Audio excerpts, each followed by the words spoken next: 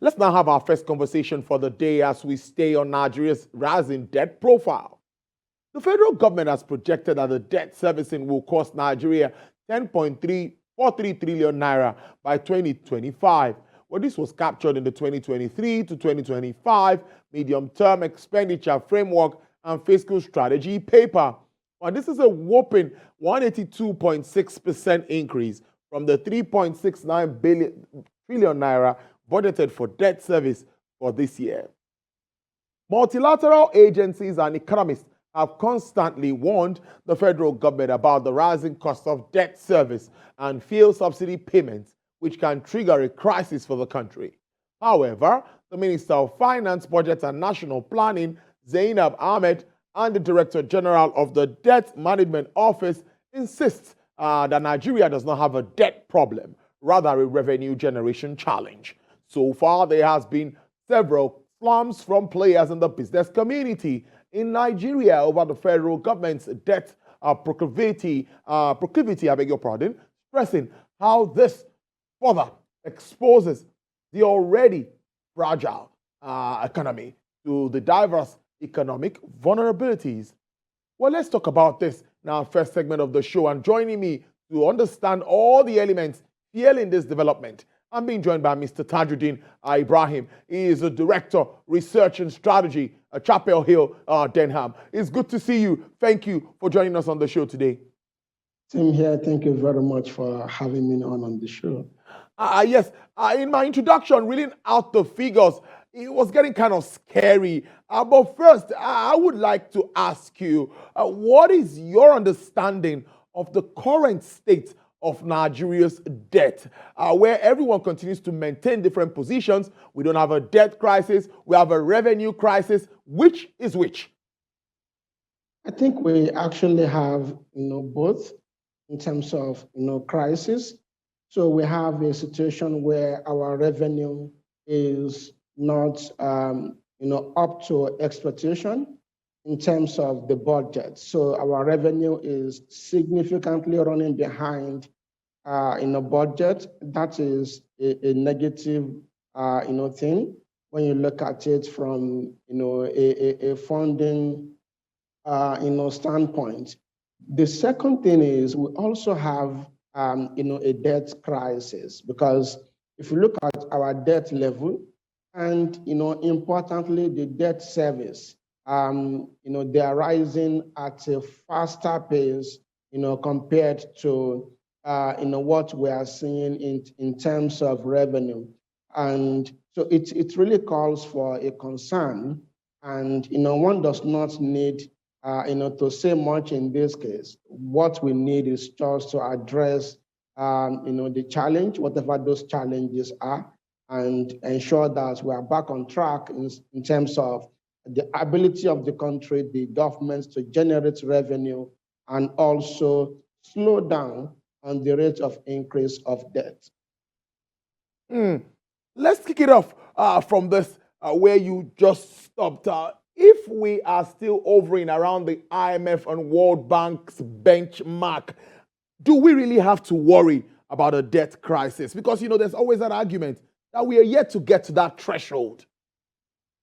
So we should worry, right? Because, if you are talking about, benchmarks, those benchmarks, largely speaking, are referring to our debt to GDP ratio.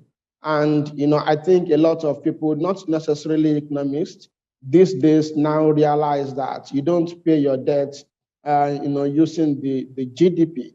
So what really matters in this case is the ability of the country to service its debt. And let's take a look at, a few figures on the table. The first is around our, revenue generation. So the revenue based on the 2023 to 2025, sort of MTEF, we have it that revenue is forecast to grow by 7%. At the same time, we have debt service to grow at an annual rate of 41%. So when your revenue is growing at a much slower pace of 7% per annum over the next 3 years, and you have your debt service growing at a much faster pace of 41% per annum, it means that there will be a point in the next 1 or 2 years, that you will be in trouble if you don't address, that mismatch. Let us take a look at another, ratio in this case, which is debt service to revenue ratio. As at the first 4 months of this year, Nigeria reported a debt service to revenue ratio of 118 percent, which means that we utilized all our revenue in the first 4 months of 2022 to pay debts. And it was not even enough to pay all our debt. We have to probably borrow from another source to pay another, sort of debt, if you understand what I mean. But how about next year? The picture is looking like that number will moderate from 118% in 2022 to 101% in 2023, which means by next year we will still be paying, we'll still be spending 100% of our revenue on debt servicing, which is not a good thing and which is really calling for concern. 2024 seems to be like the year that we will have the number being 74%. That is not even the best, but it is likely going to be better, and it reflects the absence of subsidy. By 2024, there are plans that there will be zero subsidy on PMS, and that is when we are looking to have debt service to revenue ratio at 74%. So it is a major concern this year and also next year, because we still have some element of petroleum subsidy in the budget. But at the first, we talked about revenue, staying with revenue generation issues. I am worried, and I don't know if you are, that governments, state governments now at the moment, why are they not taking concrete steps, both state and federal, to, increase internally generated revenue at this very critical time? What other revenue options do we have? Well, I think, the other revenue options, that exist are very limited. And this is where, state government, I've always said it on, shows where I appear that, state governments need to do more in terms of, generating, revenue, particularly internally generated revenues. But there will be challenge. There'll be challenges for them to generate such revenues, because you will be asking questions like, have they invested in infrastructure that will make businesses to open up for growth, that will drive the growth of businesses and encourage them to pay taxes, which was going to be a major element in terms of internally generated revenues. So most states in Nigeria have not really, made such investment in infrastructure to help businesses grow and, be paying taxes. They also have not been able to attract, foreign investment that could come into the country and help the development of states, and build some infrastructure that can support, businesses, generally speaking. If we have all those in place, then we'll be talking about, higher IGR for them. And that is one area that I believe the government should be looking at. We may not have it as we speak, but how about we plan for the future, for the next 3 to 5 years? Can we build the infrastructure that will enable businesses to grow? Can we put in place policies that will attract foreign investment? Can we be accommodating to businesses, new businesses, small, medium enterprises to grow in the country, and we monitor them in terms of tax payments, for instance, and we have that plan over a 5-year period? If we can do it, then all the states will have the results to show after like a 5 to 7 year period. It requires planning, in my opinion. Now, from all economic indications, let's assume that we continue to borrow at this pace. We continue to bring in funds, to support the economy, try to grow the economy, try to fight recession and all of that. And of course, on the other hand, the central bank continues to defend the naira with limited effects. What scenario, what effect would that have on an economy that prepares for an election in the next few months? Okay, so if we do not change our ways and we continue this way, feeling like we are good and we can, run through, the current challenges, I think it will not last beyond 2 years before Nigeria would have, like a debt crisis. We have heard about, countries that have, defaulted on their, sovereign debts. So it is much likely that Nigeria will also, be in a similar position or will be very close, to that kind of, levels. But the question is, do we want to get to that level before we address problems? I think no, we shouldn't.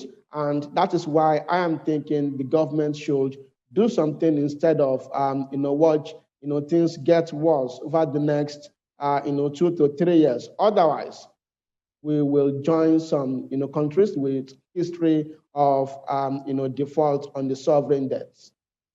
Let's talk a little bit on tax, which is something that analysts would say is also a way or somewhere that we're yet to totally harness the potentials in that space. Finance Act was out for government to be able to raise more money one way or the other. But would you say that Nigerians are appropriately, or would I say adequately taxed? And those that are not taxed, do you think bringing them to the net would help also get more funds? Because the FRS keeps coming up with figures and many say they are doing better than expected. But can we do more without overtaxing those that are paying at the moment? Of course, we really can do more in terms of our, tax, revenue, that the government, generates. We are a large economy. We are an economy of well over 200 million people. So, which means we have, the people that, can do work that, will be taxable, make profits that are taxable. And I think, the government should look in the direction of the informal, sector in this regard. And my sense is also that the informal sector is more compelling in terms of, tax income potential for the government compared to the formal sector. Because when you are in the formal sector, you have to report your figures, you report your numbers, you have to provide your tax identification numbers, and all those will be used to track you and then ensure that you pay taxes. What about the informal sector? Who is tracking them? Who knows the revenue that they generate? Who knows what their taxable profits are? Who knows what and when they remit their taxes? So all these are areas that I believe that we should have the government focus on. If it is too late, for the current administration to achieve, success on that front, my sense is that the incoming administration should focus more on ensuring that the non-oil tax, and also non-oil, revenue generation capability of the government improves substantially, and this can be achieved if we have the informal sector, more people in that space in the tax net. By then, we'll be talking about significantly positive changes in our tax income in the country, in my view. If we are unable to service our debt and projections for the budget are not being met, of course, 100%, we can't meet that 100%, but will not be met to a substantial level, what impact do you also think this would have now on the implementation of the budget itself, if we cannot meet up with assumptions and all of the demands that are expected? Okay, so let's look at it from this standpoint. Number Okay. one, revenue is growing at a much slower rate. Yes. And I just said earlier that debt service to revenue, for next year, for example, is 101%, which means we are going to spend the entire revenue generated next year in servicing debt. When we do that, how do we fund the non-leg recurrent expenditure of the budget? There will be a problem in that regard. The second element, and probably more important element, is how do we fund the capital expenditure leg of the budget? So which means the capital expenditure leg of the budget is going to suffer because the government will pay more attention to non-debt recurrent expenditure after debt servicing. So this is where we need to do something in terms of how the debt stock is rising. And we also need, of course, to do something more importantly around how we grow our revenue. It is clear that oil revenue is the major source of problem for this country. 3 factors have been identified. Number 1, theft. Number 2, attacks. Number 3, subsidy. The government should just put all efforts together and address these 3 key challenges for us to have higher revenue that will cover our debt service and ensure that we are able to take care of the non-debt recurrent expenditure leg and importantly invest on the capital expenditure leg on infrastructure that can develop us as a country. Not just ensure that we grow, but we grow sustainably over the medium to long term. You do that, you achieve that only when you invest in infrastructure. Finally, oil, like you said, we focus so much on proceeds from crude.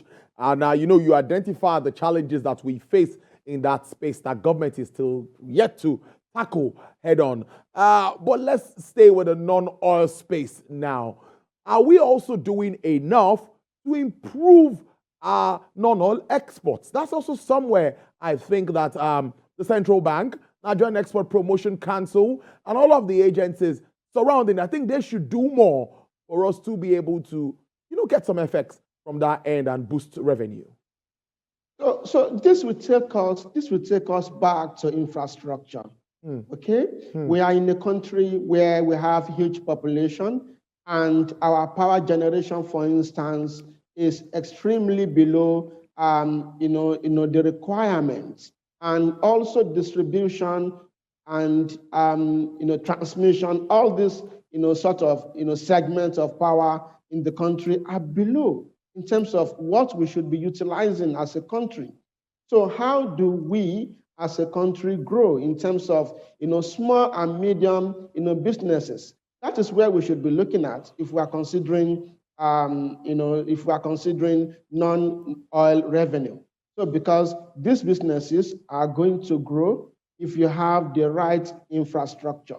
So if we do not have those infrastructure in place, like us having the best power in terms of generation, transmission, and also distribution. And secondly, we have good road network, and we have security. Importantly, there is no way that we can make any progress on the non-oil leg in terms of revenue generation. And it is important to bear in mind that what really matters in the international market is what you bring in terms of finished products.